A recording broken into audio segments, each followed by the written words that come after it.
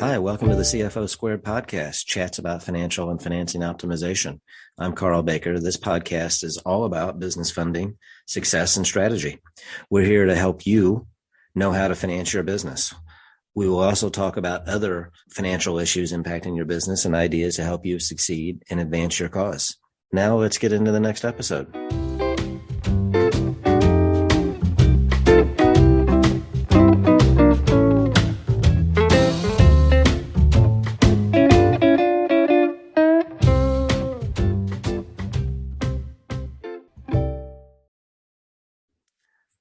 Well, welcome everybody to the inaugural episode of CFO Squared, chats about financial and financing optimization. As the introduction said, I'm Karl Baker, and I look forward to speaking with this audience about ideas about financing and financial issues that you as business owners and real estate investors are facing on an everyday basis today. And as the notes say, there's so much noise, particularly about financing. There's a lot of noise out there. I'm sure you get bombarded just like I do with marketing, communications, emails that say things like, hey, close your loan today. We'll fund your business. Get funding tomorrow. Various metrics that are out there. And I have learned that the fact of the matter is that getting the attention of lenders and actually qualifying for the best rates and the best terms or qualifying at all is really contingent on a lot of things happening to your benefit, a lot of things happening to the scenario that will need to happen in order to make that funding possible. So I wanted to do a podcast that over the course of time, it really involves having a conversation with you about what you would need to do if you're in that situation, what you would need to do to obtain financing. I personally listen to a lot of podcasts about real estate, about business, about investing, all sorts of things. And again, I find that there are podcasts out there specifically for real estate investors. There are podcasts out there that are general investing podcasts. There's a lot of just entertaining podcasts, et cetera. But I wanted to talk to you as business owners and as investors to just give you my thoughts and ideas and to have a conversation with you about financial issues, about accounting issues sometimes, about financing issues. I find that, and I'm hoping that it will be of benefit to you. Said another way, I want to provide a forum for passing along this information about how to raise funds, how to obtain this financing.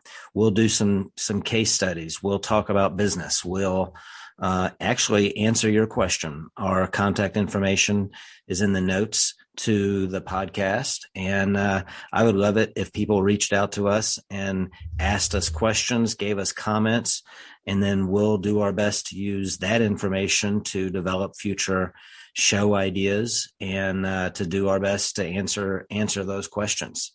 Other things, we want to talk about various misnomers. And again, I allude to those when I address the marketing noise that is out there about how to qualify for loans. And usually those messages involve best case scenario. So how does the normal financing look like compared to the marketing scenarios that are projected? We'll have some guests. We'll use those interviews to touch on various related topics. I've been thinking about how long will this show last in terms of number of minutes this podcast will be each time. The fact of the matter is, I don't know. Sometimes we may talk for 5 or 10 minutes. Sometimes we may talk for a little longer than that. And I don't know that I'm going to set a target time frame so much as I want to set a value-added show that addresses a particular topic. And as we move out of these introductory comments and into some specifics about this first show, about what I want to cover in this first show, I was thinking about, and again, I've said it before, but I was thinking about who the audience will be. If you're an entrepreneur with an existing business and you're navigating through the various challenges, and those challenges include operational issues, regulatory issues. Sometimes they involve, navigating through understanding the metrics of your business, and then relating to the financing, the lending and financing side. You're looking for working capital, or you're figuring out you're trying to figure out how to obtain financing to expand your business, et cetera. If you're one of those people, or if you're a real estate investor and you're looking to understand better how to finance your business, what are typical terms that are available to you as a real estate investor? What are particular terms to business owners? These are some of the things that I want to talk about. And it's been my experience, from firsthand experience and with speaking to many, many potential borrowers and clients, it's very difficult to get funding. I tell people all the time, you have to borrow from a position of strength, not from weakness. And that's actually one of the first things that I had to learn. And I'm going to just tell you my story, where I learned that the very first time I personally went to seek financing for a commercial enterprise. I've been doing what I do now for a few decades, but earlier in my career, when I was getting past the entry level, getting into the semi-experienced phase of my career, and I had budding entrepreneurial thoughts in my brain, I had been in public accounting for a little over 10 or 12 years, and was pretty confident in my abilities, confident in where I was. But I was really seeking to strike out on my own, and I had a few ideas on my business, I had a few ideas on businesses to start, and I thought it would be pretty easy. I had worked with numbers for a long time. I had put business plans together. I knew how to put budgets together, forecasts together. And so I decided I was going to just navigate through this process until I hit a barrier that I wasn't able to overcome, or decided not to try to overcome. And so I began navigating through this process. The first thing, that any person would normally do, I think, it's what I did, is to start to put a financing plan together. After I had some idea of what it would cost to get started, what it would cost to begin running the business, I didn't have the personal reserves in my account. And so I thought, like perhaps some of you have thought, I'll just go to a bank and obtain financing to help me with this. I'm an experienced person. I'm smart. I am a CPA. I surely would be a strong candidate for a loan to help me with my business. So I started to call around to various banks, and was telling them my story. And, on a parallel basis, I was continuing to develop my plans, going to similar businesses to observe. I have memories of going to various coffee shops. My idea was to do one of four things: obtain or develop a coffee shop, develop a Christian bookstore, develop a sporting goods store, or develop a men's clothing store. You can see the theme was some sort of a retail outlet. And I was attracted to that business model. Actually, as I'm saying that, one of the mistakes I made is that I wasn't even focused enough on exactly what I wanted to do. So, lesson number one there is figure out exactly what you want to do. And at some point you can't, quote, keep your options open. You have to actually begin putting targeted specific plans together. So I went, again, going back to reaching out to bankers, and talked to a handful of them, and had heard about the concept of SBA financing, and started to tell bankers of my ideas, et cetera. And literally, I had one banker laugh at me on the phone, literally chuckled on the phone and said, "You have no chance. You have no chance of obtaining a financing. You don't have any reserves. You don't have any experience. If you're wanting to start a retail outlet, why would we loan you money when you don't have experience running a similar organization? You might have good experience in your current job, but that's not tangential enough to the startup enterprise that you're wanting to undertake. So, no, we will not be giving you any money." And they gave me a few ideas, contacting a small business development center or some other things. But I was quickly learning, again, to go back to that concept. You have to borrow from a position of strength, not weakness. And my borrowing proposition was weak.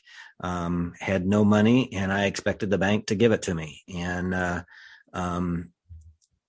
from their perspective, no matter how great you think your intentions are, there must be an amazing sense that the money will be paid back. And that story has to be pretty compelling. And, looking back now at my story, it wasn't compelling enough.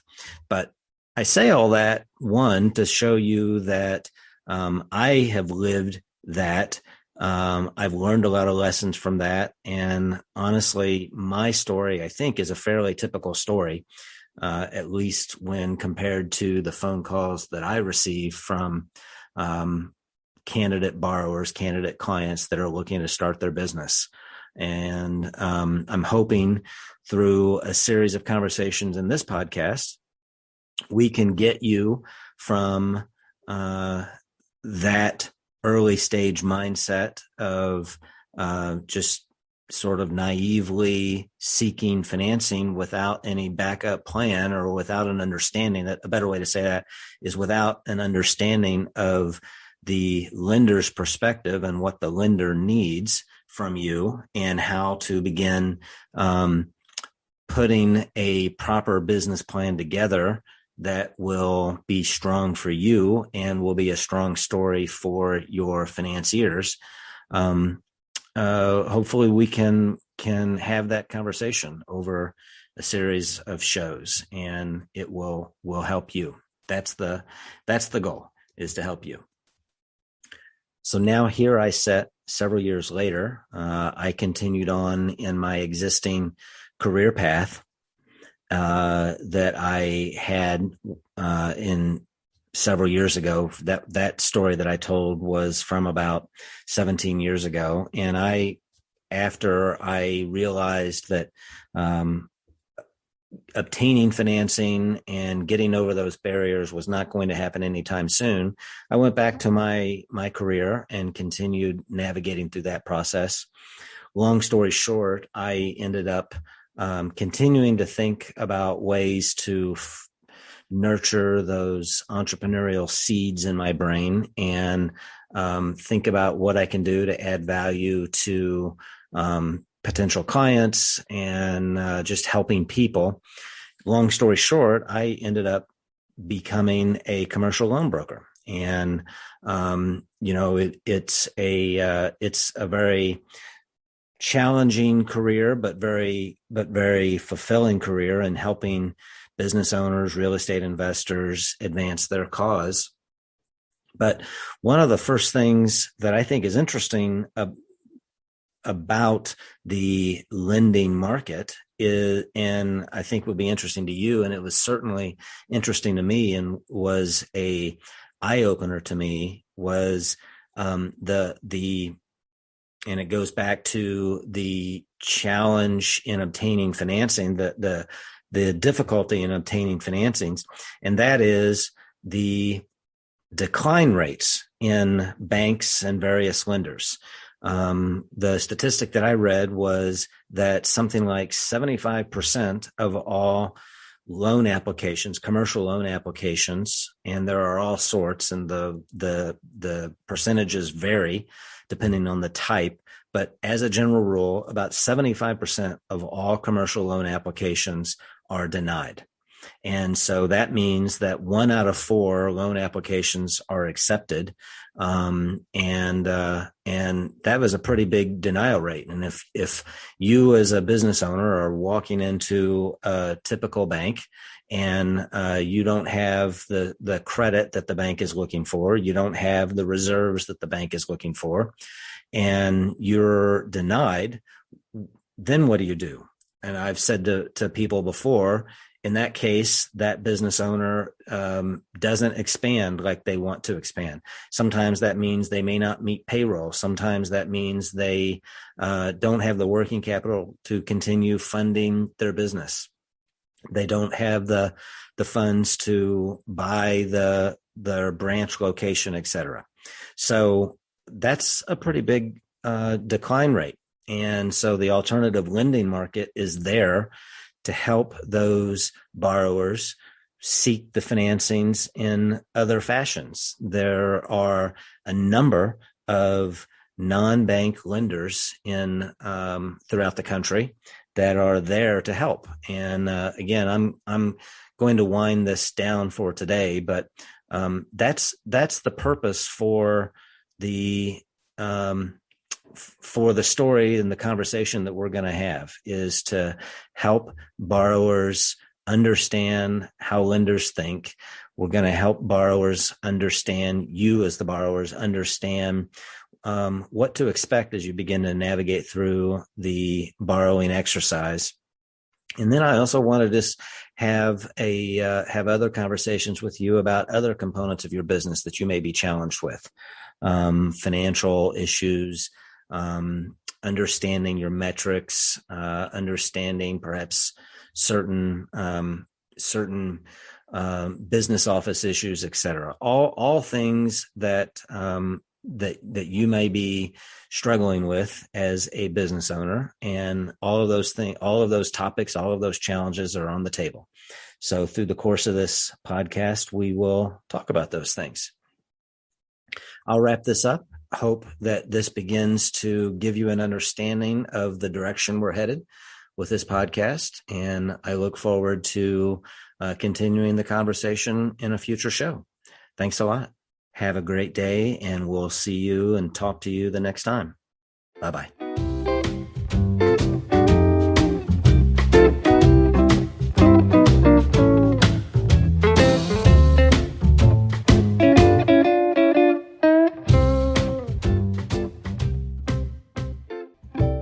And this concludes the latest episode of CFO Squared, chats about financial and financing optimization with Karl Baker. We hope you enjoyed the episode. Leave us some notes or comments or questions by reaching out to us via email or phone number. Our contact information is in the show notes, and we would be glad to try to answer questions, take your notes, questions, and comments into consideration for future episodes. Until next time, signing off. Thanks again. Bye-bye.